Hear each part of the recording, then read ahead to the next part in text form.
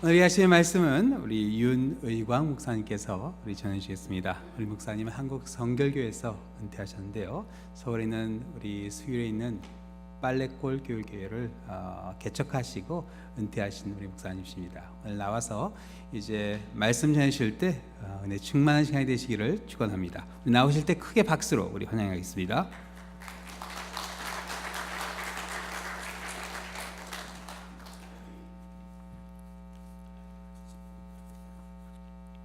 먼저 기도하겠습니다.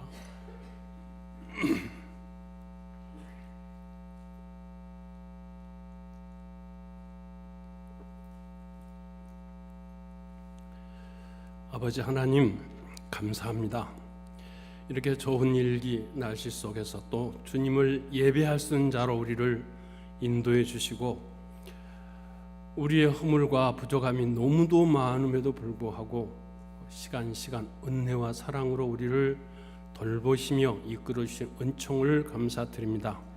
이 시간도 아버지 앞에 왔사오니 하늘 문을 여시고 우리가 듣지 못한 음성, 우리가 보지 못한 주님의 환상을 영으로 경험할 수 있는 시간 되기를 원합니다. 그래서 이 험한 세상을 살아갈 때에 살아계신 주님, 지금도 역사하시는 주님, 지금도 우리와 함께 하시는 주님을 확신하고 힘차게 돌아갈 수 있는 발걸음이 되게 해 주시옵소서.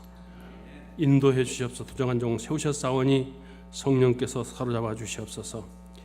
예수 그리스도 이름으로 기도 올립니다. 아멘.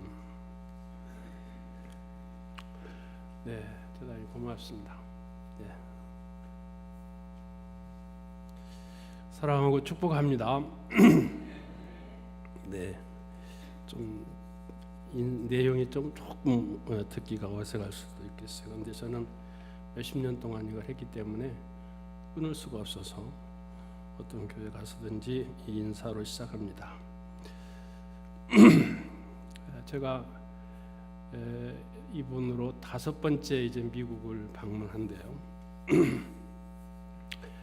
와서 한 2달 내지 3달 동안 이제 머물러 있다가 합니다.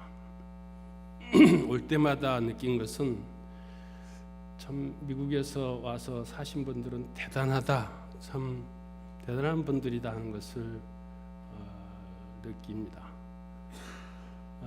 참 이렇게 어려운 이 영마을에 오셔서 전혀 생소한 문화 환경 속에서 꿋꿋이 살아가신 우리 한 분 한 분들을 볼 때마다 참 대단하신 분들이다. 그런 가운데서도 또 시간을, 그 바쁜 시간을 쪼개서 하나님을 섬기려고 이렇게 모인 성도들을 보면 한 계단 더 위대함을 보입니다.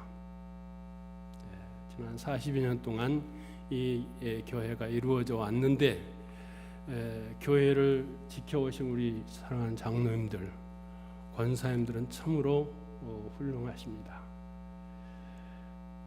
경외하는 마음으로 참 이렇게 감사를 드리면서 하나님께서 또 부족한 종을 여기에 세워주시고 또 허락하신 걸 감사드리고, 또 특별히 담임 목사님의 특별한 배려 속에서 세우신 것을 감사를 드립니다. 요즘 저는 우리 옛말에 옷이 날개다 이런 말을 실감하고 삽니다. 지난 2년 전 이곳에 5월 달에 설교를 한 적이 있는데, 그때만 해도 제가 다 이제 좀 허스름한 옷입니다만 옷을 입고 있었습니다. 그래서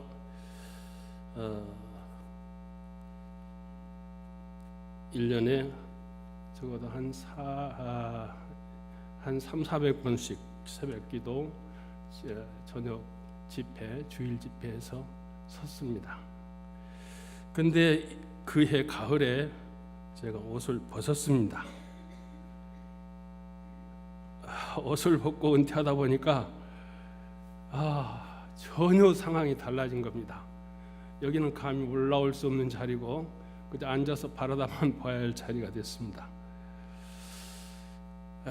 그래서 참 옛날 생각이 많이 나죠. 금년도 아마 제가 이 자리에 선 것은 한 5번 정도 되는 것 같아요.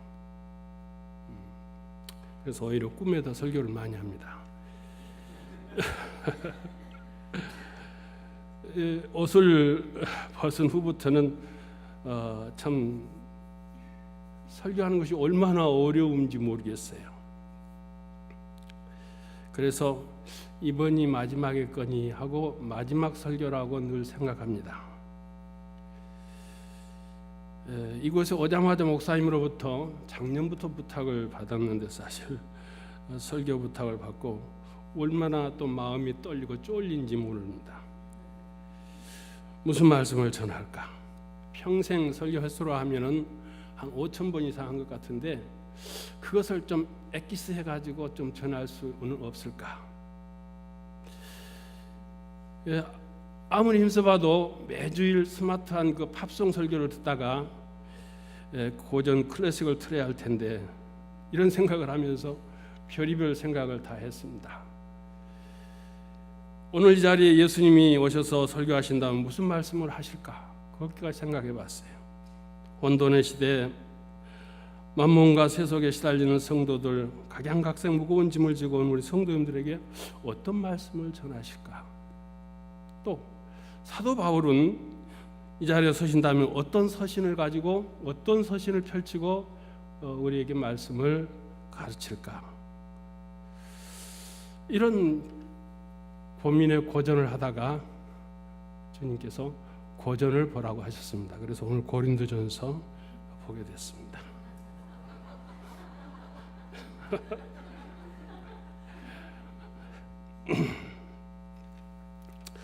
실제로 이 믿음, 소망, 사랑은 우리가 너무 잘 아는 말씀인데 저희 자녀들에게는 부모님으로부터 물려받은 유일한 유산입니다.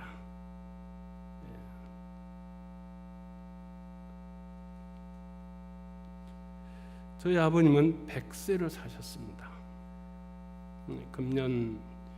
작년 12월 30일에 하나님 앞에 가셨는데 그러니까 100세 시대를 이제 시작하신 분이죠.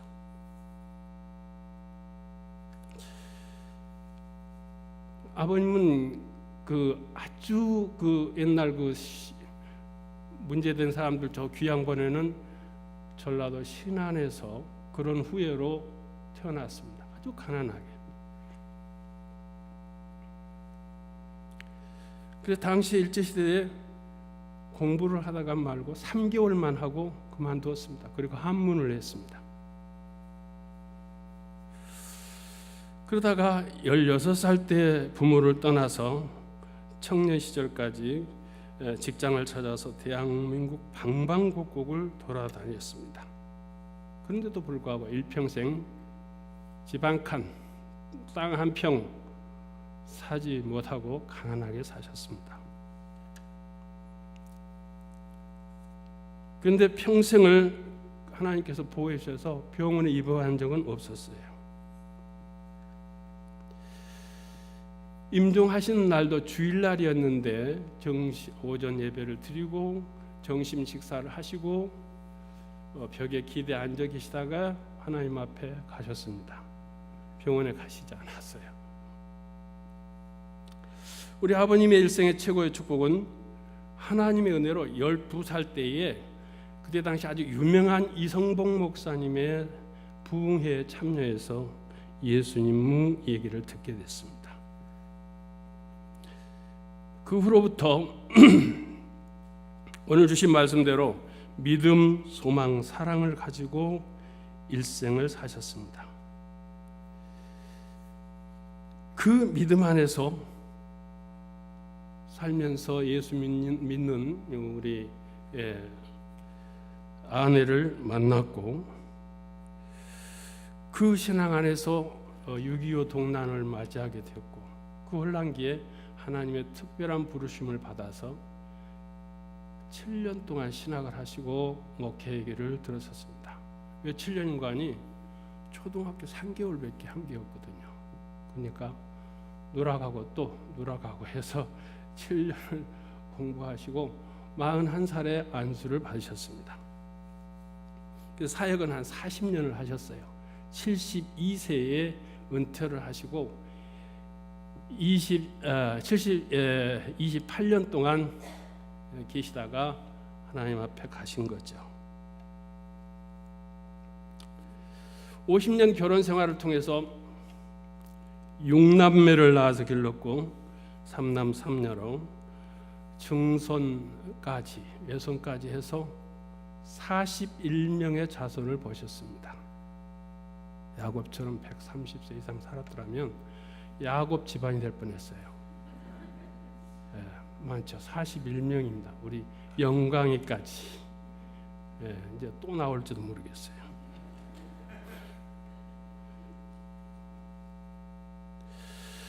이렇게 해서 우리 자손 중에서 목사가 3분이 나왔습니다. 선교사가 1명이 나왔습니다. 사임 목사가 2명, 사이장로, 외손장로, 권사님들. 그래서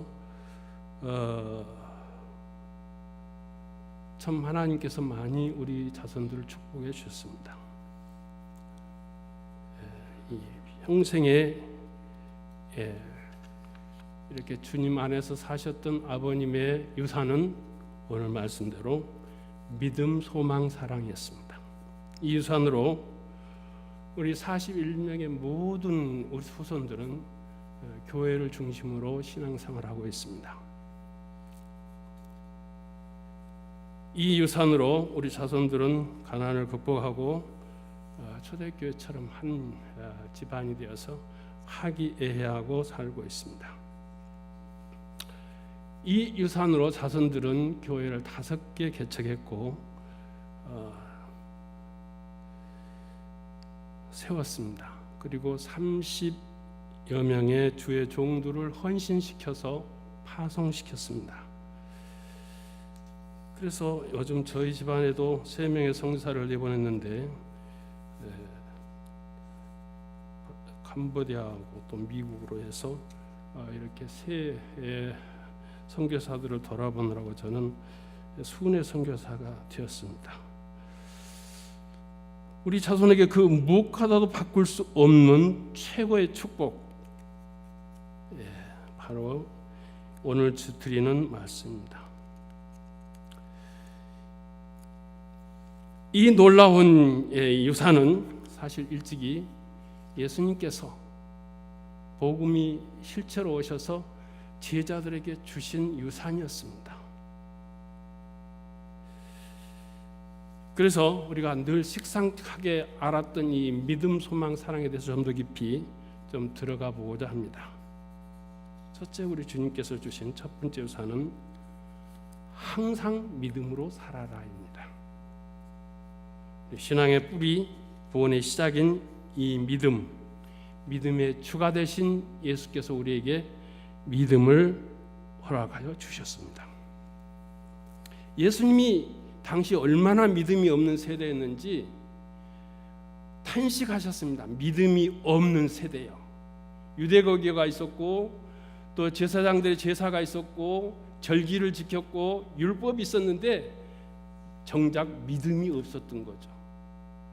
여북하면 겨자씨 알 만한 믿음이 있어도 겨자씨 알 만한 믿음이 얼마나 작은지 눈으로 베이지가 나가지고 코끼만 보러도 날아가 버리는 그런 작은 믿음이 있어도 산을 옮기리라고 말씀하십니다. 그렇게 말씀하신 주님은 단순하게 몇 가지를 중심으로 제자들을 가르쳤습니다. 첫째는 지금도 변함없이 살아계시고 전능하신 하나님을 믿어라, 이겁니다. 형식적인 하나님이 아니고 율법을 끌고 다니신 그런 하나님이 아니고 지금도 살아계시고 능력이 무한하신 그 하나님을 믿어라 하시면서 주님 친히 그 하나님의 능력을 나타내신 줄로 믿습니다. 두 번째로 그 사랑하신 하나님은 우리를 늘 감찰하시고 우리를 늘 율법에 묶어가지고 우리를 못 살게 하신 그런 하나님이 아니라 사랑이 넘치시고 은혜가 풍성하신 아버지 하나님이심을 믿어라. 당자의 비유를 통해서 그 아버지의 풍성한 은혜와 사랑을 얘기하면서 하나님은 사랑이셔, 하나님은 은혜가 풍성하셔, 하나님은 우리를 다 구원하시기를 원하셔, 이렇게 가르쳤습니다. 그리고 나는 이 놀라운 하나님의 구원을 이루기 위해서 보낸 하나님의 아들이다, 이것도 믿어라.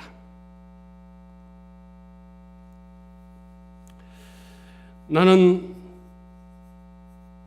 이 일을 위해서 인류의 죄를 대속하러 왔고 십자가에서 죽을 것이며 다시 부활할 거다. 그래서 하나님이 원하신 구세주임을 보여줄 거야. 하나님을 믿고 나를 믿어라. 날 믿으면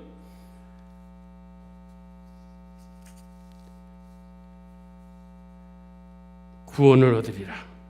사망에서 죄에서 사함받고 구원을 하리라. 영생을 주리라. 뿐만 아니라 그렇게 믿는 자에게는 능치 못할 일이 없을 거야. 오히려 나보다 더 큰 일도 하게 될 거야. 이렇게 제자들을 가르쳤습니다. 이 믿음을 그대로 받아들이고 그대로 확신하고 살았던 대표적인 우리 사도가 바로 사도 바울인 줄로 저는 믿습니다. 그는 예수님을 전혀 믿을 수 없는 사람이었습니다. 그의 환경은 너무나도 부유했습니다. 그는 고등학문을 했다고 그랬습니다. 그는 종교적으로도 흠잡을 데가 없었다고 그랬습니다. 대단히 윤리적인 사람입니다. 지도자의 스승이었습니다. 그런데 이 나사렛 이름 없는 시골 그 선지자 예수를 믿을 리가 없습니다. 오히려 그를 따르는 자들은 정통 유대교에 배반되는 이단이라고 생각했습니다. 이런 바울을 살아계신 주님, 부활하신 주님이 찾아가셨죠. 찾아가서 그를 불렀습니다.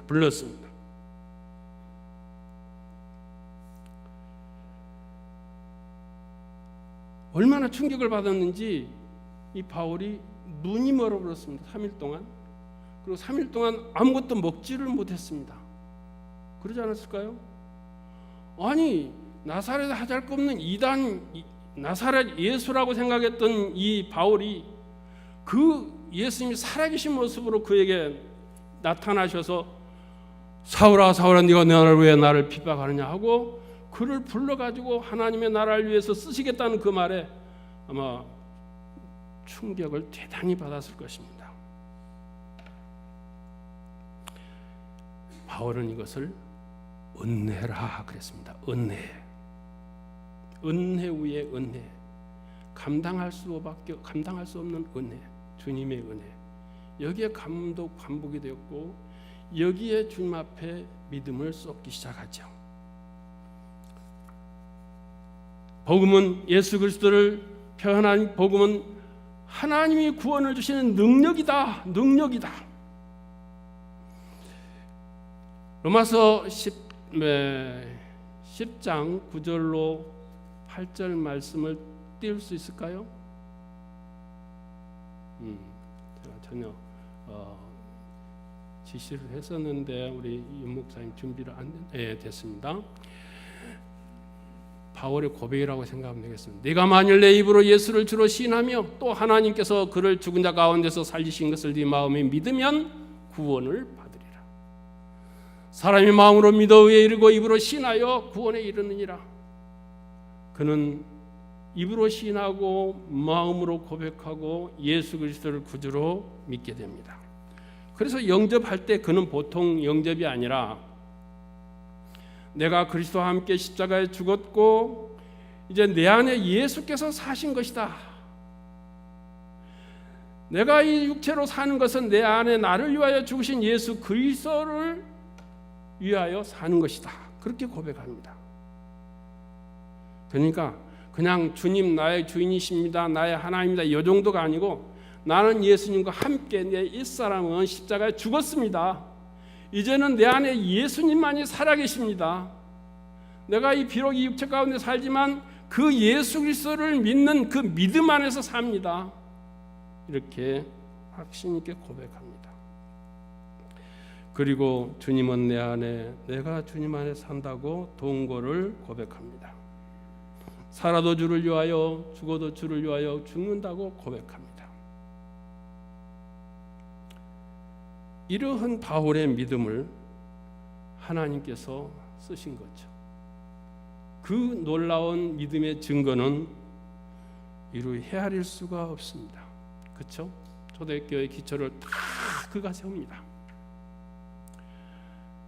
교회뿐만이 아니라 이 로마 세계를 뒤집어 놓죠. 들썩들썩 들었다 놨다 하죠.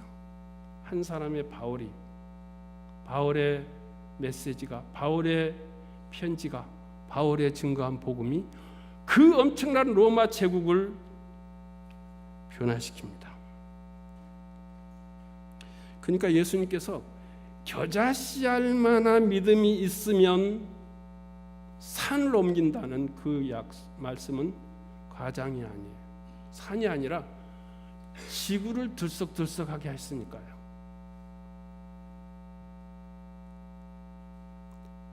이 믿음은 지금도 변함없는 줄로 믿습니다.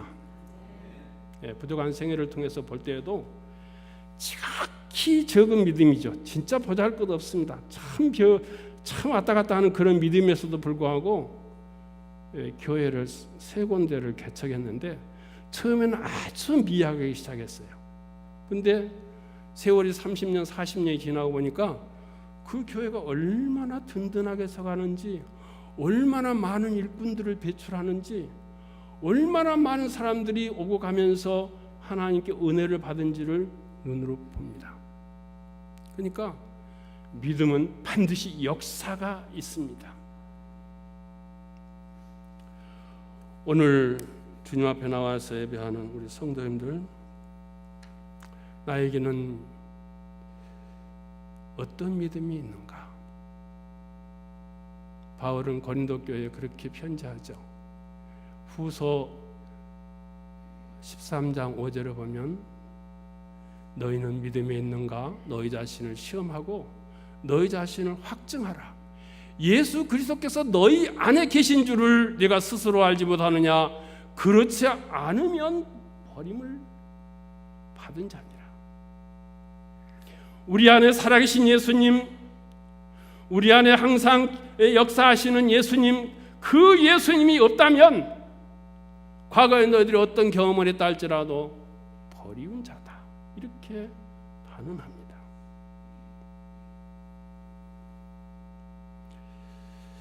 너는 주님을 믿음으로, 하나님을 믿음으로 내 삶에 어떠한 변화가 일어나는가? 우리 가정에는 어떤 역사가 일어나고 있는가? 내가 섬기는 이 랄리 교회에서는 어떤 역사를 일으키고 있는가? 돌아보는 그런 시간이 되었으면 합니다.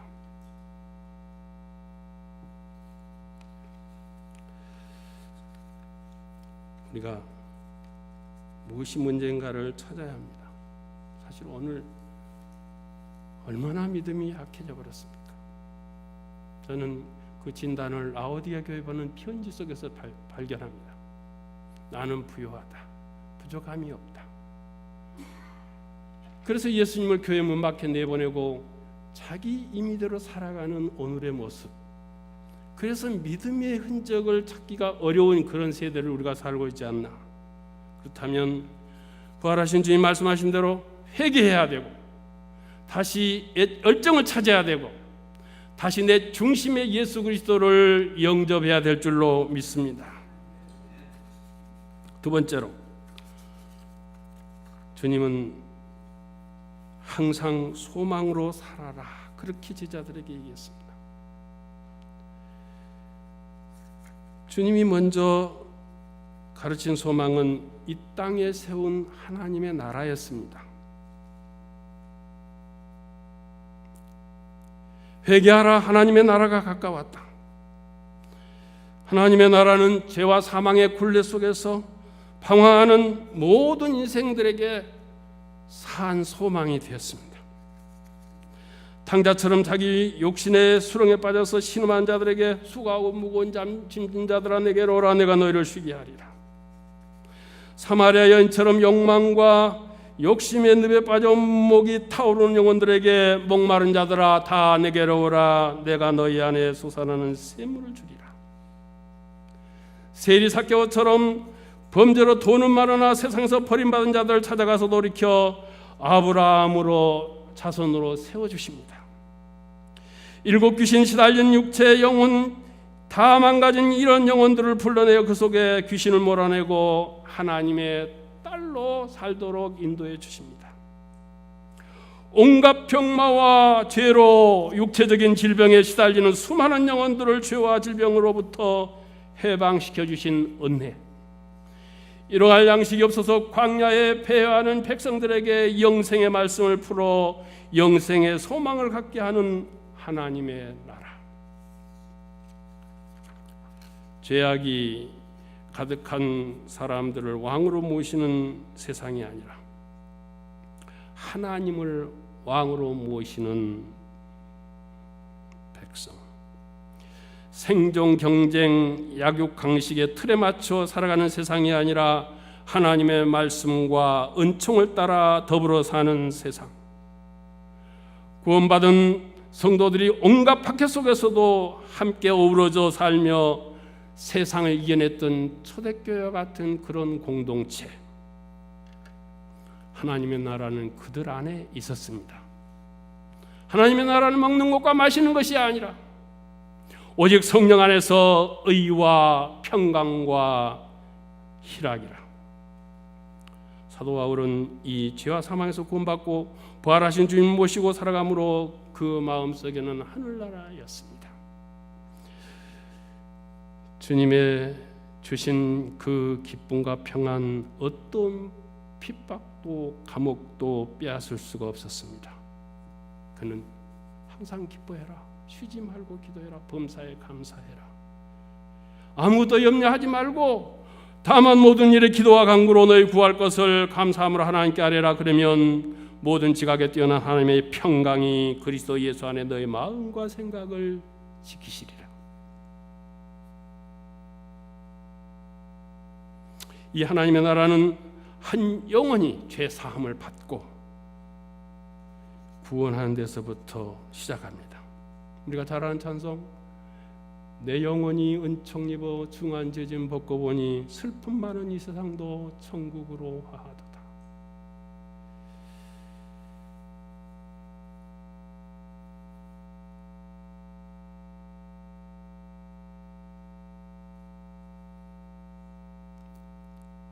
죄에서 자유함을 받을 때 찾아오는 천국, 옛사람이 죽고 내 안에 주님을 모실 때 누리는 하나님의 나라, 바로 거기로부터 출발하여 가정천국, 교회천국, 이 땅의 천국이 이루어진 줄로 믿습니다.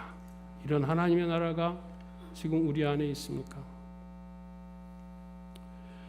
다음으로 예수님은 제자들에게 내 아버지 집 영원한 천국을 약속합니다. 나는 아버지께로부터 왔다. 이제 내가 아버지께로 간다. 나는 부활의 생명이 나를 믿는 자는 죽어도 살고 이 내가 살아서 믿는 자는 영원히 죽지 아니하리라. 내가 진실로 진실로 너희에게 이르노니 내 말을 듣고 나 보내신 이를 믿는 자는 영생을 얻었고 부자는 천국에 들어가기 힘들다. 죄여져 한다고 다 천국에 들어가는 것이 아니다. 아버지 뜻대로 행하는 자가 들어가리라. 내 아버지 집에 있을 곳이 많아. 내가 지금 가서 너 있을 곳을 준비하러 간다. 헤아릴 수 없는 많은 영원한 천국을 약속하셨습니다. 스데반은 이 천국을 바라보고 죽었습니다. 사도 요한도 감옥에서 이 pat모섬에서 이 천국을 바라보고 편지를 썼습니다. 사도 바울도 비몽사몽 환상 속에 그 하나님의 나라를 갔다 왔다고 그럽니다.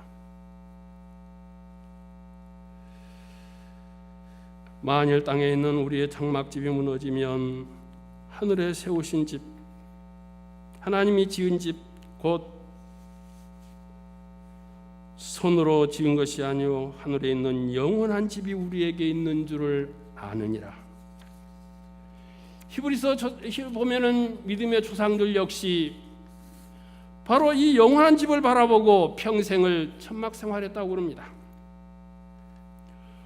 우리 주님도 이 아버지 집을 바라보고 살았기에 머리 둘 곳 없는 한 세상을 사셨습니다. 초대교회 성도들이 역시 그랬습니다. 우리나라에도 유명한 우리의 선진들을 보면 주기철 목사님이나 한경직 목사님이나 이성봉 목사님들의 삶을 보면 집이 없이 평생을 사시다 가셨습니다. 그걸 아마 저희 아버님도 본받은 것 같아요. 그래서 그렇게 사셨습니다. 저도 그래서 그 본받으려고 굉장히 노력합니다. 집 없이 평생을 살다가 하나님 앞에 가는 것이 하나님의 나라를 바라보는 소망의 신앙이라고 믿어집니다.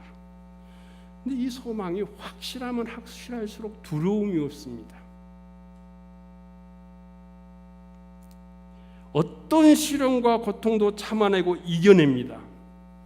좀 더 거룩하게 살 수 있습니다. 더욱 열심히 하나님의 나라를 위해서 충성하며 준비하는 삶을 살게 됩니다. 이 소망이 없으면 교회 생활, 신앙 생활은 자기 입맛대로 합니다. 얼마나 많이 유랑하는, 방황하는 신자들이 많은지 모릅니다. 바울은 철저히 소망의 사도였습니다. 그래서 그 환난을 다 이겨냈습니다. 오늘 우리에게 이 소망이 있는가를 다시 돌아봐야 됩니다. 이민생활에 얼마나 시달리고 지치고 현실이 얼마나 눌려 사는지 진짜 이 하나님의 나라를 바라봐야 되는데 이렇게 참으로 고통하면서 살아가는 여러분, 이 주님께서 우리에게 물려주신 유산 소망을 꼭 회복하시기를 바랍니다. 셋째로, 조금 예배가 길어져서 죄송합니다. 평소에는 한 장에다가 딱 써가지고 와서 대충 했는데 여기서 너무 떨려가지고 다 이렇게 문장을 만들다 보니까 좀 길어졌어요. 일부 예배 끝나고 뭐 특별한 거 이게 없지요? 조금만 더 하겠습니다. 마지막으로 우리 주님께서 세 번째 주신 유다는 항상 사랑으로 살아라입니다. 우리 사랑의 설교 얼마나 많이 들었습니까? 사랑이 얼마나 소중한다는 것도 수없이 들었습니다. 하나님은 사랑이라, 가장 큰 계명이 사랑이라, 성령의 열매도 사랑이라, 하나님께서 원하는 열매는 사랑이다. 제자들에게 열매를 보고 그 나무를 알 수가 있다. 열매 없는 무화과 나무를 저주하십니다. 사도 바울도 사랑이 없으면 아무것도 아니라고 그럽니다. 아무것도 아니다. 은사 아무것도 아니다. 여기서 말한 사랑은 우리가 보통 생각하는 에로스나 부모의 사랑, 스톨게나 형제의 사랑, 필요가 아니라 하나님의 사랑, 아가페라고 말합니다. 아가페 사랑으로 살아라. 우리 주님이 우리에게 보여주신 사랑, 제 가운데 있는 우리를 먼저 찾아와서 손을 내미시는 사랑, 바울에게 하는 것처럼 구제불능에 죄 있는데도 모든 것 한없이 끝내는 목숨까지도 내어주시는 사랑, 한없이 주시는 사랑, 택한 백성들과 항상 함께 하시는 사랑, 영원히 멸망할 수밖에 없는 이 나 같은 죄인을 그 죄에서 건져주시는 사랑. 여기서 2장 1절로 5절까지 보면 우리가 어떤 형편에 있었는지, 우리가 어떻게 하나님의 은혜를 입었는지, 그래서 어떻게 우리를 구원하셨는지를 소상하게 얘기해 주고 있습니다.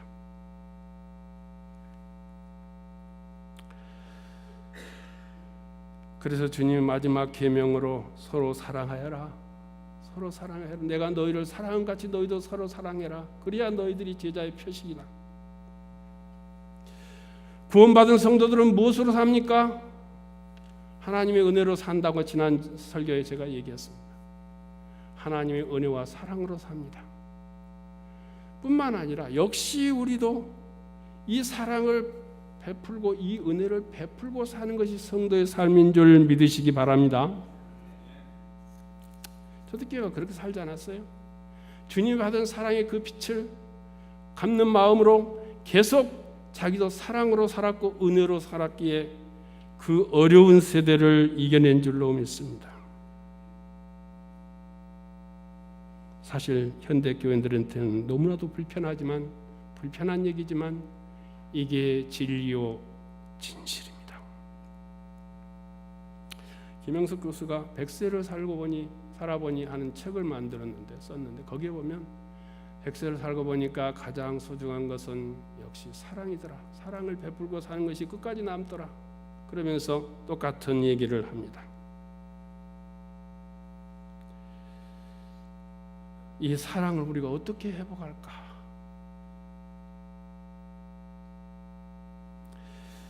먼저 주님께서 나에게 어떤 사랑을 베풀고 어떤 은혜를 베푸셨는가를 되돌아보고 요한계시록 주님 에베소 교회에 얘기한 것처럼 회개해야 합니다. 돌이켜야 됩니다. 어디서 떨어졌는지 어떻게 이렇게 변질됐는지 그리고 베드로처럼 고백해야 될 줄로 믿습니다.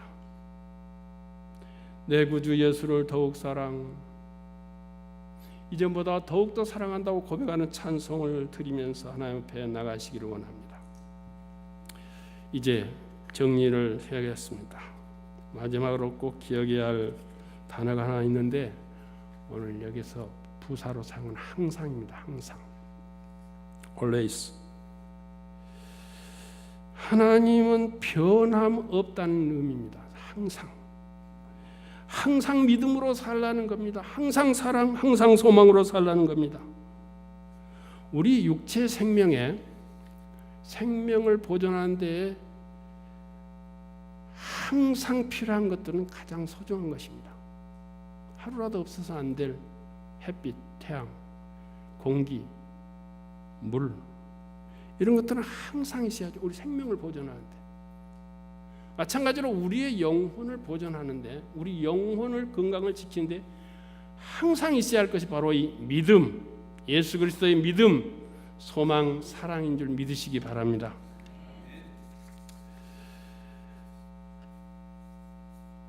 고린도 교회는 사도 바울이 18개월 동안 목숨 걸고 복음을 전했던 것이죠. 그래서 교회를 세웠고 교회를 일으켰습니다. 근데 고린도 전서를 쓰는 시기는 그 교회를 세운 지 3년 조금 넘어서 썼더라고요. 그러니까 얼마 안 돼서 바울이 거기를 떠난 다음에 그 고린도 교회에 변화가 일어났어요. 주님께 대한 믿음이 사람들을 서로 짝짓고 서로 이렇게 분리하는 그런 사람을 섬기는 믿음으로 바뀌어갑니다. 하늘에 대한 소망은 사라지고 그 당시에 유행했던 쾌락주의, 향락주의가 교회 안에 물밀듯 들어와서 교회에 별일이 다 일어납니다. 그리고 온갖 은사를 누리면서 능력 받았다고 하면서 실제적으로 예수님의 사랑이 고갈되어 가고 있었습니다. 자기가 낳은 자식이 병들어서 죽어가는 그런 모습을 보는 그런 심정으로 바울은 눈이 저처럼 이렇게 침침해가지고 잘 안 보이는데 편지를 씁니다. 당시에 이런 종이가 없는 게 아니라 양피지에다 썼어요. 고린도 전서를 쓰려면 양피지가 얼마나 많이 필요한지 모르겠습니다. 두루마리가 그 많은 양으로 편지를 쓰죠. 한 번, 두 번. 무엇을 얘기하고자 하는 겁니까? 믿음을 회복해야 된다. 믿음으로 살아라. 소망을 가져야 된다. 사랑으로 살아라. 오늘 우리 교회는 그런 편질이 되어가고 있지는 않은지요. 유대인들의 지혜서에 믿으시라는 그 지혜서에 그런 얘기가 있답니다. 하루는 다윗 왕이 금세공업자에게 가락지를 하나 만들어라. 그리고 거기다가 글을 좀 하나 새겼으면 좋겠어. 가장 형통할 때, 잘 나갈 때 교만하지 않고 가장 고통스러울 때 낙심하지 않는 그런 그 구절을 한번 만들어서 새겨봐라. 세공업자가 정성스러워서 금가락지를 만들었어. 그런데 그 말이 뭐지? 이 머리가 안 들어가. 그래서 지혜 그 왕자 누가 있죠? 솔로몬한테 가서 물어봤어요. 솔로몬이 그 내용을 듣고 뭐라고 얘기한 줄 아십니까?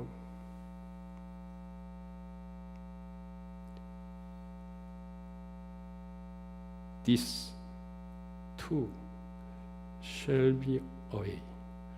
이것 또한 지나가리라. 예, 환난도 성공도 잘냄도 어려움도 다 지나간다. 그런 얘기입니다. 그래서 이 말을 유대인들이 너무너무 좋아가지고 그 2차 대전 때 그 가스실을 가면서도 이 말을 늘 외웠다는 거 아닙니까? 그래서 그 환난을 이겼다는 겁니다. 그러나 고난은 순탄은 지나가지만 또 밀려오죠. 또 오죠. 우리의 한 생을 통해서 하나가 지나면 또 끝날 때까지. 그래서 주님은 뭐라고 말씀하셨을까?